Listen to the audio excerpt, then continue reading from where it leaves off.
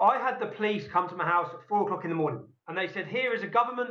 It's called an Osman warning. An Osman warning is when there is serious intelligence that people are about to kill you." Then it goes on to read what you're not allowed to do. You're not allowed to get a weapon. What am I supposed to do? Put a little chain on my door?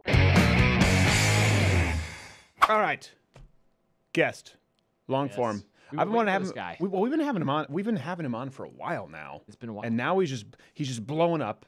Poor choice of words, given the fact that many people want to kill him, and that's their preferred method of taking somebody out. You can follow him, TommyRobinson.online. His Twitter is, there's a story behind this, I'm sure, @RobinsonParody. So I'm sure there's some kind of permaban that happened there. He's everywhere. Mr. Tommy Robinson, thank you for being here, sir. How are you? I'm good. Thanks for having me back on.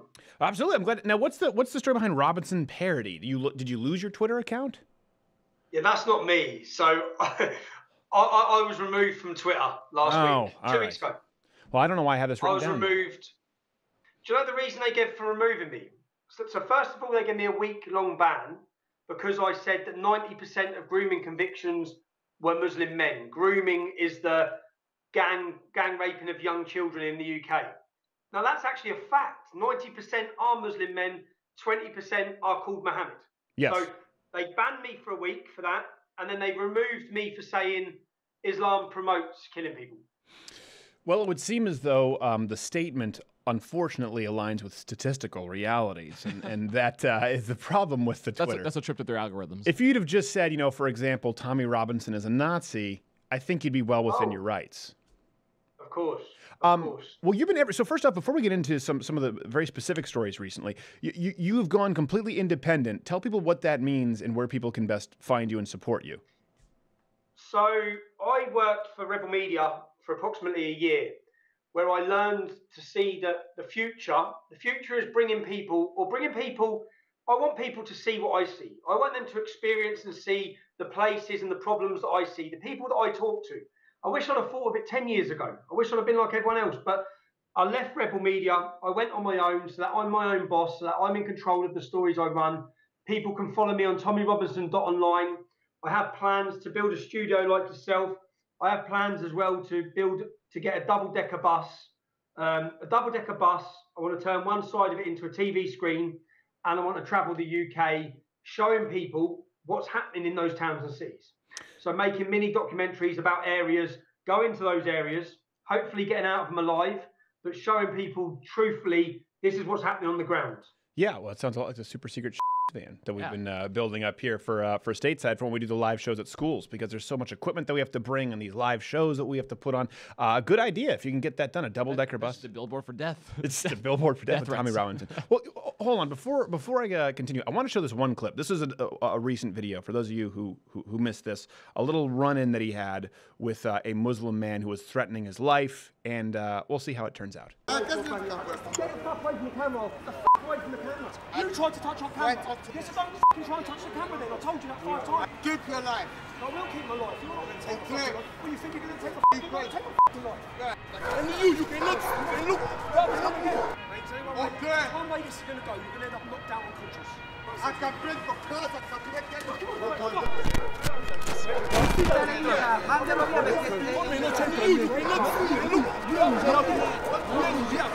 Now, Tommy, when I watched that clip, I saw it.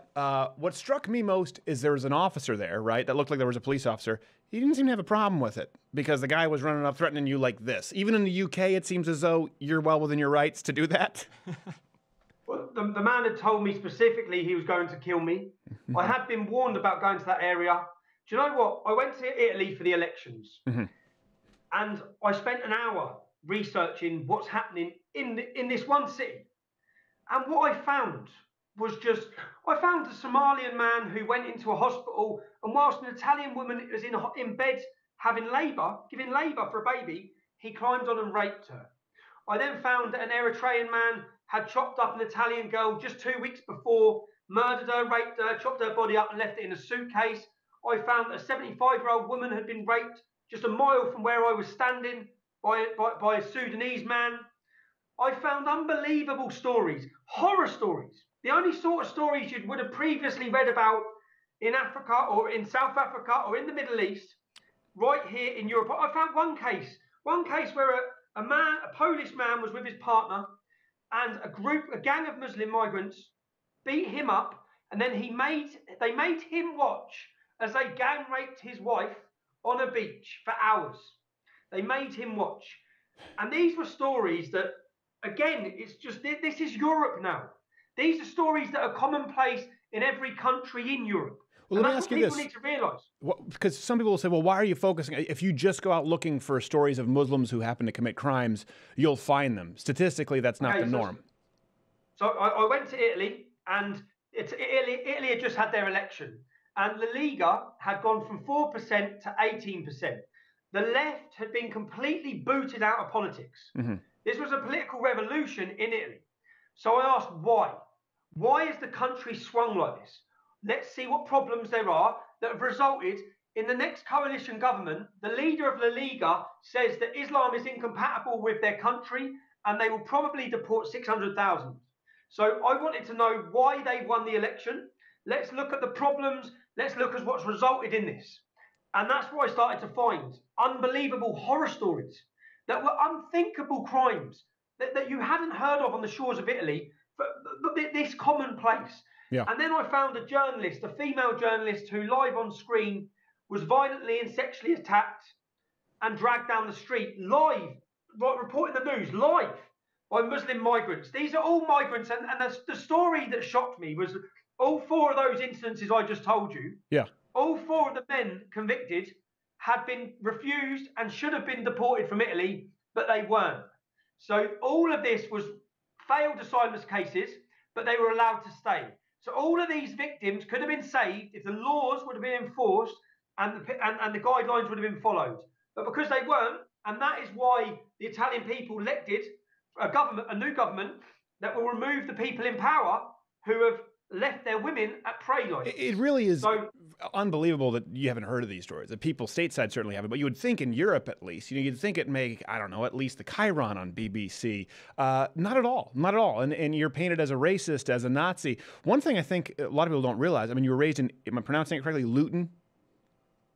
That's my pronunciation. Okay. So we pronounce it Luton. We drop the T. Yes, Luton. Yes, just like when I watch 007, they say 007. I'm like, why don't they say the? Why doesn't Judi Dench say then? I'm confused. They invented a language. So you're raised there, and pretty diverse area. So a lot of your friends growing up didn't look like you. Your problem here is with an ideology in the systemic political corruption that allows it to victimize people. I've been watching you for a while. I think this is your 5th time on the show. When people would come on and say, well, hold on, Tommy Robinson, he's a racist. I'm going, do you know anything about, do you know where he was raised? Do you know who his friends are? He just hates Islamic rape. How is that controversial? But it is, so yeah, Luton is, Luton's one of the most multicultural and diverse towns in Europe. Yeah. If you got all of my friends together, all of us are the sons of immigrants. My mother was an Irish immigrant, but then other immigrants would be St. Lucian, Jamaican, all over the Caribbean, Italian, Bulgarian, Polish. We are a town full of immigrants, but there's one problem in our town. It doesn't come to race or country of heritage. The problem is split ideologically through religion. We've never seen racial tensions. We only see religious tensions. Right. So, yeah. So when I talk about these issues, people say about racism, that's simply been used. And I'm glad that after 10 years now or 15 years of combating it, people don't usually associate that anymore. People now finally say he's against Islam. Right. And so then they've pivoted to Islamophobia. Right, but they've tried to make that seem as though it's a form of racism, right? And especially stateside, it's Islamophobia, racism. I'm going, hold on a second. Islam is not a race. We have Johnny Jihad over here from the United States. We have women in the United States with hijabs, blonde hair and blue eyes. People convert to it. It's the most converted to religion in the American prison system. Why? Because it's going, hey, you hate and you want to commit evil. Here's a book justifying your acts of violence. That's another big lie people don't talk about, that it's the fastest growing religion. It grows exclusively by birth rate and through the prison system. That's it. Nowhere else. And for some reason, people on the news, even just as the talk, well, one of the fastest growing religions in the world. It's a lie. I don't know how they do it. Okay, go ahead. You also can't leave it. So it's not going to go down in numbers because it's punishable by death. That's a good point. It's not like the Episcopalians were like, all right, well, we'll still see you at the potluck. Yeah, you'll see me at the potluck. I'm just an atheist now. Okay. Yeah, so you're gone. But if you don't convert in prison, at least you get a nice pair of teeth on the state. It's true. Exactly. Well, I mean, you did prison time a long time. So, I mean, this is one thing I do want to and give you credit for. to an unbelievable degree. A lot of people out there hold themselves out as ballsy people, and I'm doing the stuff that people out there won't do. Tommy Robinson was beaten within an inch of his life in a prison in the UK. We've talked about that. Go back to that interview. He's out now, and he's been confronting people on the street. You did a video, which I thought was incredible. Where you real life found Paul Kersey. Yes, real life Paul Kersey. Tommy Robinson is Death Wish. You found this kid who had sent you death threats. Let me show the video here. And you confronted this person. I just foreshadowed. I said kid, but I don't think you didn't know it was a kid when you found him. Let's roll this clip, and we'll come right back. Can I ask you what it is I've said or done? Yeah, that even if you didn't want me murdered, what it is about me or what I've said that you feel so strongly against? Just don't agree with what you do. Can you give me one example of what I've said or done that incites hate? Well, just being a part of the EDO and street protesting against the whole of Islam. What education you have on Islam? Now, it struck me, Tommy, first off, did you know this was a kid? How did you find him?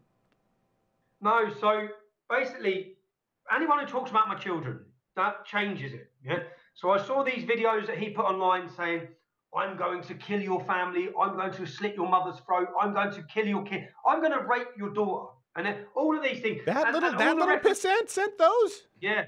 Yeah. Oh, okay. And all of the references he made were about taking the property of.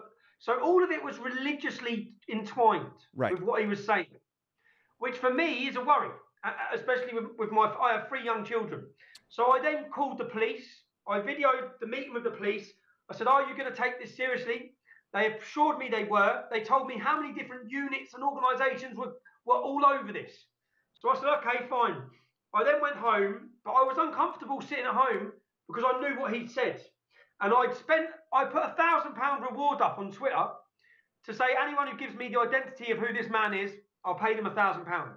I had 7 children who went to school with him. Did you have to give out £7,000? No, I didn't. I gave out the first one. Okay, I was going to say, or you could. Because I'd love to be able to do that again. So I gave out £1,000, right. And then I got his address. So when I met the police, I said, "Here's his name. Here's his address. I've done your work. Go and get him." well, they might not be so primed to help you. I've done your work. I've done your job. Then what do we have left to do? But it's true. But it was incredible. I'm amazed knowing that context, how civil you were with the kid. It really did seem like you were trying to teach him a lesson at that point and not just be an aggressor. I don't think this kid knew what he was doing. He had no idea as to what it is that you talk about. That was so striking to me. We had the same thing at SMU, kids holding up protest signs that weren't theirs, and they couldn't tell you a single thing I'd said.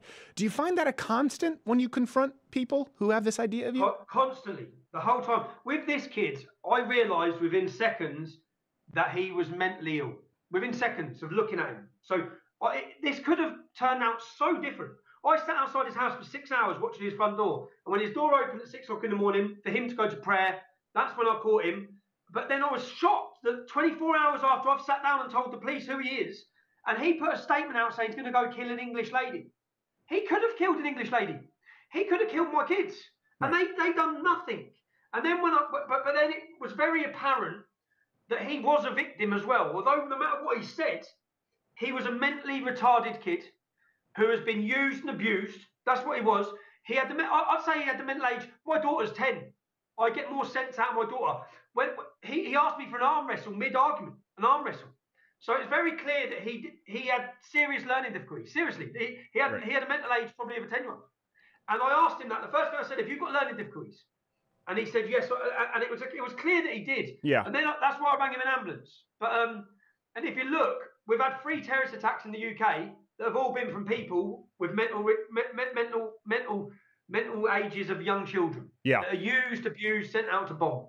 Well, I think that's also important to note because in the United States, where we're talking about the Second Amendment, they just go, mental health, mental health. I'm going, hold on a second. There are a lot of people with mental health issues who aren't aggressive. But if you combine that with an ideology that actually encourages aggression, just like with the prison system that justifies actions, just because someone is depressed doesn't mean they lose their rights. Or weed. Right, or weed. Well, a good example, I would imagine probably with the prison stint that you had, there were probably some times where you felt pretty down, pretty depressed. You could have been diagnosed that way. But if we were I didn't go kill anyone. What was that? I didn't go kill anyone. That's what I mean. No, I know. But, maybe yourself. But the point is that, you had a hard go. But in the United States, you don't forego your rights because of that. In the UK, with no Second Amendment, right? How do you protect? How do you do this and feel secure? How do you protect yourself? At least in the United States, someone like yourself would have that as a failsafe. Yeah, you keep your head in a swivel, but they can protect their own, and so can their family. You can't there. Genuinely, what is that like? I had the police come to my house at 4 o'clock in the morning. They woke my whole family up, and they said, here is a government, it's called an Osman warning. An Osman warning is when there is serious intelligence that people are about to kill you. Mm-hmm. So they gave me an Osman warning, and they said Al-Shabaab, a terrorist group from Somalia area, who 2 weeks prior had massacred hundreds of people in the Kenyan shopping mall. Al-Shabaab have named you to be killed at all costs. What you're not, then it goes on to read what you're not allowed to do. You're not allowed to get a weapon. You're not allowed. So basically, what I've said to them is, what am I supposed to do? Put a little chain on my door. Yes. Just told me, and the police have given me 6 of these. 6 of these serious threats. I had 6 Muslims who were arrested in a car. They had guns, bombs, and IEDs, suicide notes, on the way to kill me. And I'm not allowed to. If you watch my videos, for the past 10 years, I walk with my hands behind my back. So when I'm in a situation, I didn't in Rome, and I didn't most recently against Antifa, because I'm fed up of having my face beaten. So, but I constantly have to be not am I not only allowed to have a weapon to protect myself, but I'm also fully aware that if I try to protect myself, I may end up in prison for fighting for being a racial attack. Right. So I'm constantly not just cautious of all of that. I'm cautious of all of it. And but was it the mayor of London just called for knife control? Just called for knife control in London. Apparently, you guys already do have knife control. Yeah. What is it? I have this right now. Someone just gave this to me as a gift, which will be totally illegal. It's just I've already stabbed myself with that knife. Yeah, I know. It's a very strong spring. Yeah, now they're saying knife control. I'm going, hold on a second. When people say it's just an assault weapons ban, and they go, well, actually, it's just a semi-automatic ban. And they go, well, actually, it's a mental health issue. Well, actually, it's a universal. Well, actually, it's a gun registry. Then they go, well, stop. Well, okay, with your straw man, what do you think there's going to be knife control? It sounds so absurd because what can you do? People have kitchen knives. Unless all cutlery is plastic knives and forks, there is no way to implement knife control on a general populace. All of life is an airplane cabin. Right, exactly. All of life is an airplane cabin. Yet that's what they've been calling for in London. Why? Why and how have they not been learning from the mistakes, Tommy? I watch it from here. First off, I'm very concerned that it comes here to the United States. That's my concern. And I also cannot, I try to understand people who disagree with me, so at least I can understand their arguments. I'm at a loss, man. Maybe you can help me. Well, I've got 3 children. I go to bed every night, and I'm aware that people at some point are going to come to kill me. And I'm aware that I have no way of defending my family. And that is a gut-wrenching, terrifying, and also a sad feeling. Yeah. There's nothing I can... And that's just it. So forget about going out of my house. I can't even defend them in my house. And I'm not allowed to. And we have no way of having weapons. We're not allowed them. You know the knife you just pulled out? Yeah. I'd go to jail for being... If I had that, I'd go to jail. Yeah, I know. Something in Canada. I'd go to prison for that. By the way, this isn't any more dangerous than a kitchen knife. That's something too that people... So if someone wants to come into your house with a kitchen knife, or of course with a gun or a bomb or a pressure cooker with some nails in it, they can do it. This is actually smaller than the steak knives in our house. We don't have firearms in the UK. There were 30 shootings in my hometown, 30 in a 4-month period. So the criminals still have guns. Right. The terrorists still have guns. Knife crime. Sadiq Khan, the mayor, he stopped stop and search. His whole way to power and what he claimed was to stop the racist stop and search procedures of the police. Mm-hmm. Since stopping that, murders, knife crime, gun crime, rape, everything has gone up upwards of 30%. We just overtook New York for more murders for the last 2 months in our capital city than New York. London has become... London is the acid attack capital of the world. We have more acid attacks in London. Yeah, that's So, something that really and no disturbs one me, wants to like to my soul. There's one thing, you know, shooting. We were just talking about this: shooting, knifing, acid attacks. You're not even doing it with the intent to kill. You're just doing it with the intent to ruin somebody's life. That's the only purpose behind it. It is evil, just crystallized in one action. I think there's a special place in hell for people, and against women, very, very commonly in the UK. Have you thought about trying to get your sorry ass stateside? I couldn't get in. I couldn't get in. I don't know. So in 2010, I landed at JFK Airport and I was held and deported. And I was told specifically I was deported because the British said they didn't want them to let me in. So I come back in 2011. I illegally entered America. I received 10 months in prison for it. Oh, geez. I come to New York and I gave a speech as a warning to America. And I'll be honest, I knew what I was doing was wrong, but I also felt the moral obligation to do it, to warn people in your country of what's just happened in mine, what I've seen in my hometown, far outweighed. If I'm morally right, and I wasn't that bothered about the law, if I'm honest. So, but I got 10 months in prison for that in the UK. I spent 2 days in New York. If I'd have known, I'd have spent 2 months there. Yeah, well, you know what? You just have to go to a sanctuary city and take up residence. That's what you do here illegally. You don't have enough. Grow a mustache. Grow a mustache. Hang out by Home Depot. It is amazing to me. Buy a lowrider and you're good.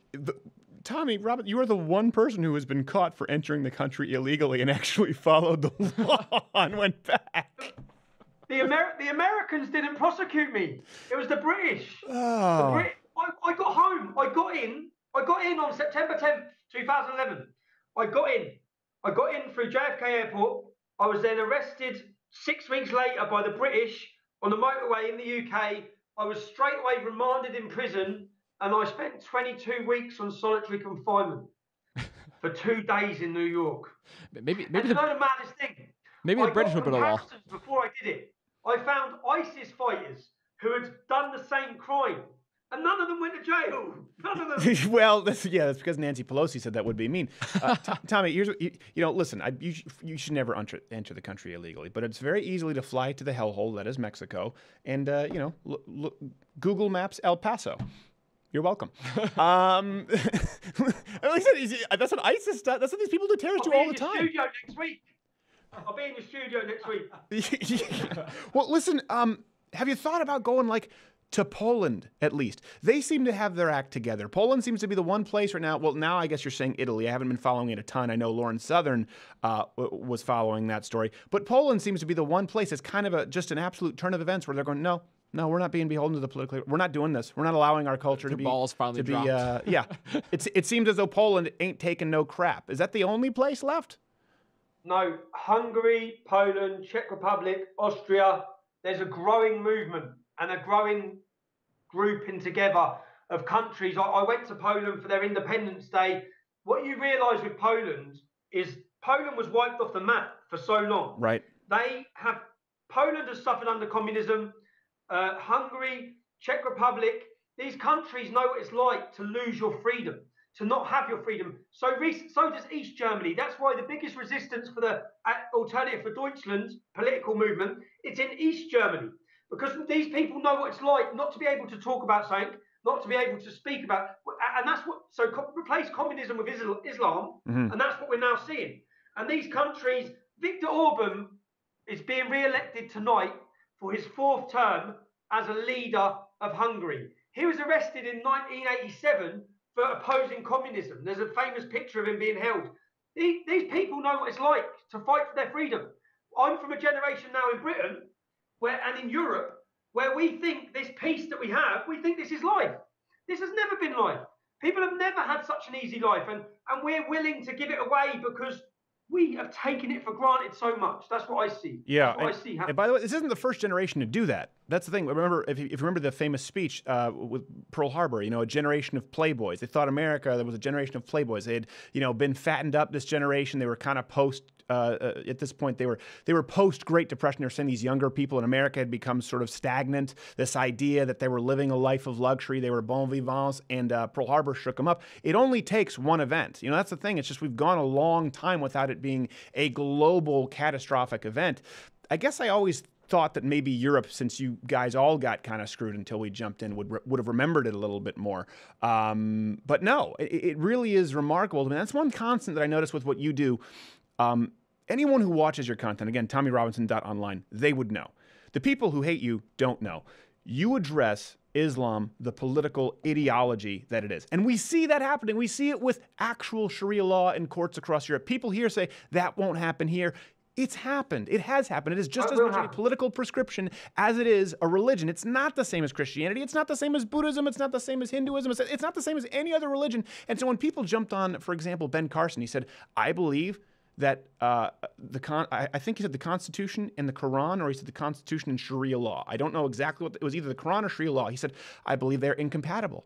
People jumped on him. I couldn't think of a statement that's more logical.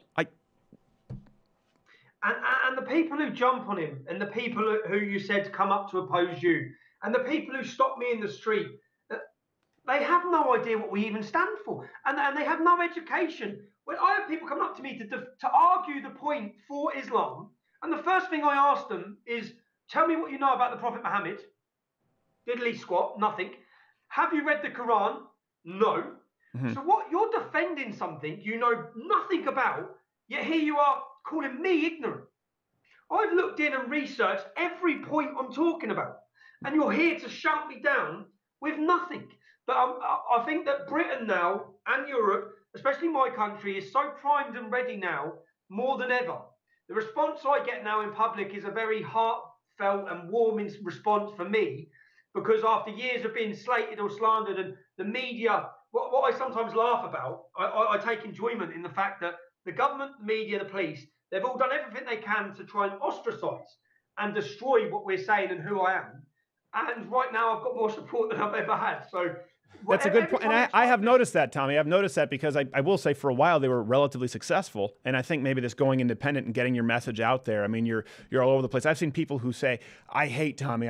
But the guy has brass balls and he's right about this. There are a lot of people whose minds have been changed. And I think that's because you can get directly in front of them, as opposed to before they were always hearing the story from someone else, namely people who don't like you. So you've noticed that shift yourself. And that's why they've removed me from Twitter. That's why eventually they'll remove me from Facebook. That's why I will be closed down on YouTube. As will most people. We saw Jack, the CEO from Twitter, saying about conservative ideas this week. He retweeted an article saying this is a great article. That article was about a civil war in America where we must silence the conservative ideas. Right. Now, that's what they're doing here. So what they want to be able to do, they want the media to slander us, demonize us, dehumanize us, and attack us, and us not even have any way of replying or responding or arguing or just clearing our name. Just being able to say, that's not what happened, this is what happened. That's not what I said, listen to me. Don't listen to what the media say, listen to what I say. It's a very big difference. It is different. And let me ask, speaking of which, I'd like to ask you, since obviously you're there, I guess we say stateside. Do you say Europe side? Probably not. We just say across the pond. With Lauren Southern, who was banned from the UK. What's the story there? Because I know we haven't had her on since then, I don't think. I think it's been a while. It's been a while. What happened exactly, and how was the situation remedied? So Lauren come to Luton, and this was our plan.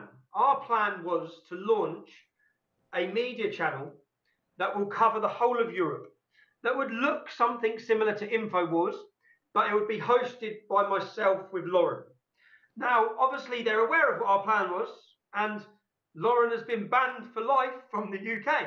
She was arrested and held under Article 7 of the Terrorism Act.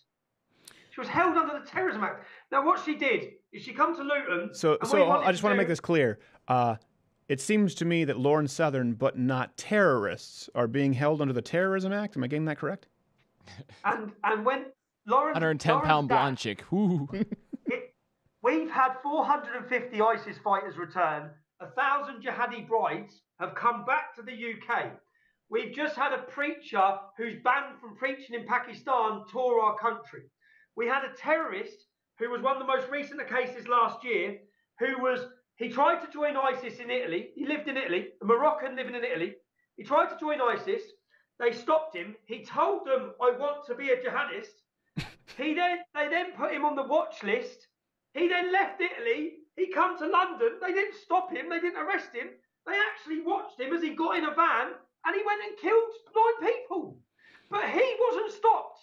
But don't worry, Lauren Southern is not in the UK.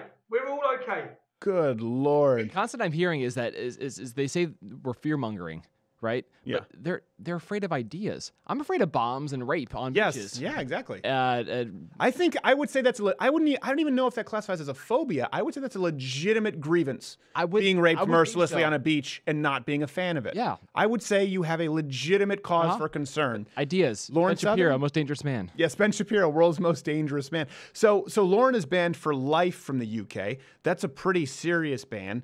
You can't move to the United States. Can't get out. I mean, this is it's getting to the point where what do you do? What's the next step? You just keep doing what you're doing in Europe, and Lauren will do it Canada side. We saw that on the same week that Lauren was stopped, so was Brittany Pettibone. She's a journalist from America, a social commentator from America. She was arrested with her partner. They were held in a detention centre in the UK for 3 days. Do you know the reason they gave her why she was held and deported? Breasts. Because she was coming to interview me. She was coming to interview me. Brittany Pettibone. Who'd have thought we could do it through Skype, assholes? Take that, you English truancy officer pricks. I mean, that's how I picture all English cops, truancy officers, twirling a baton with the hat. I know they're not.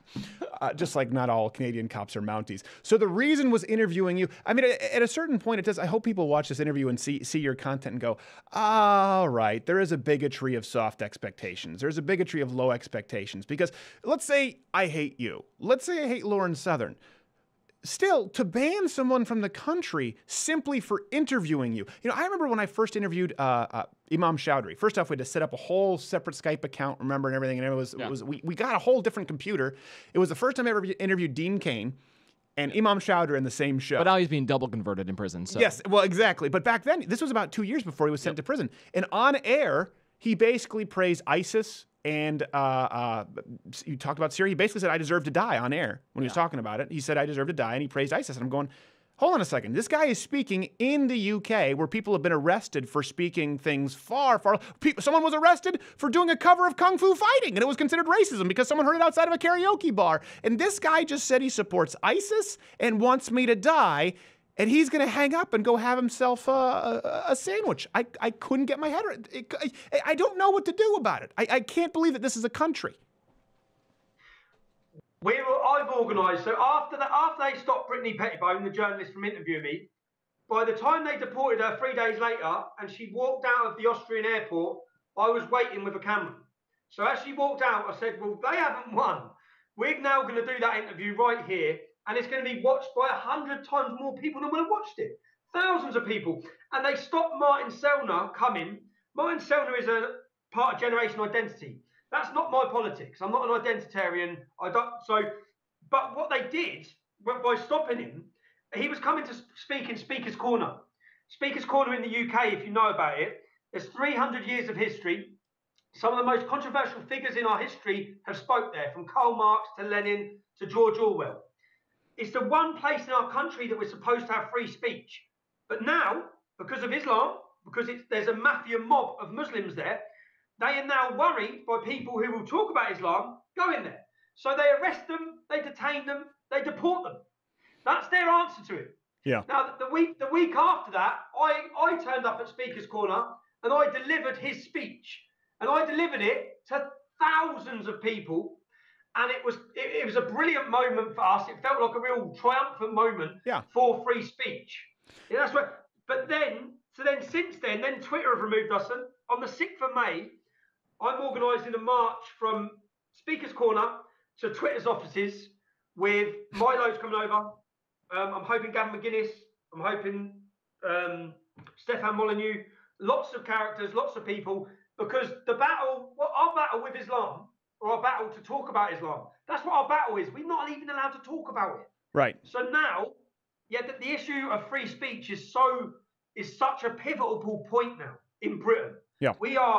People can see what's happening. It's being taken away from us. Well, I get questions so often when we perform on campus and people talk about, the First Amendment, the Second Amendment, and I say, hold on a second, you don't understand one thing. I was raised in Canada. And I've brought you up as an example before, too. I say free speech doesn't exist outside of the United States, period. A lot of people, they go, well, yeah. I go, nope, nope. And there's that famous speech from the newsroom. Remember with Jeff Daniels? He goes, you're talking about what's great about America? Free speech? England has free speech. Belgium has freedom. I'm going, no, they don't. They do not have the same kind of free speech that you have. Christopher Titus did the same thing. Yeah, Japan has free speech. I'm like, are you serious? You think Japan has free speech? By the way, gun laws, you can't have a gun. Highest suicide in the industrialized world, Japan. Who'd have known that you could have just jumped out a 60-story window? Highly effective. So kids don't understand it. And that's why I hope, if nothing, I do not want you to be a cautionary tale in the sense that I really want this to end well for you, Tommy. You've brought up some things that obviously are concerning, and I feel, I'm worried about you because I know how unsafe it is over there. I want you to stay as safe as possible, and anything we can do to help you with that. But I do hope that people at least see what has happened to you already with the prison, what has happened to you already with the speech laws, and understand it as a cautionary tale that not only does freedom of speech not exist outside the United States, not only are there people like you out there fighting for it actively, but it could very easily go away in the United States if the same kind of people who've achieved power in Europe achieve that here in the States. Because it's not a slippery slope argument. It's not a straw man. It is absolutely what they believe in, what they want here. Tommy, amazing work that you've been doing. Give everyone your plugs before you go. I really want people to check you out and support you. Basically, just TommyRobinson.online, and there you'll be able to keep up to date with what we're doing on my Facebook page. And yeah, that's it. We've got some exciting things planned. Very exciting. And I take, you know, when they do negative things to me, when they make those moves, whether it be imprisonment, what they also do at the same time, or what I take satisfaction that it does, it lets everyone else who's watching see. It shows how totalitarian they are. It shows the tyranny that's coming. Yeah. And America, you need to realise and really wake up, because the country I thought I lived in prior to starting my activism is a very different country to I now know I live in. And those same trends and problems, I'm watching them grow and start. I'm watching your universities. I'm seeing exactly the same is going through your country. Yeah, that is absolutely correct. And one thing I also want to note, for people out there, I can already see the comment section. Oh, is he triggered? No, listen, Tommy Robinson doesn't just go out and say, I was banned on Twitter and bitch about it. He then moves to another platform and makes sure that he is active. There is nobody out there who whines less and actually does more than Tommy Robinson in the UK. I recognize that. I hope people out there do when they're thinking of who to support with their dollar. Plus, he's going to give out £7,000 next time to anyone who finds his accuser. £7,000 cash from his pocket. TommyRobinson.online. Thank you for being here, sir. Hey, did you like this video? What, you didn't? Oh, you're a cat person? Well, that makes sense. Disregard him and or her/Z. Everyone else, hit the subscribe button and leave your comment below as to why you like this video. You know what, Crazy Cat, you can get back. You can comment below too as to why you don't like it.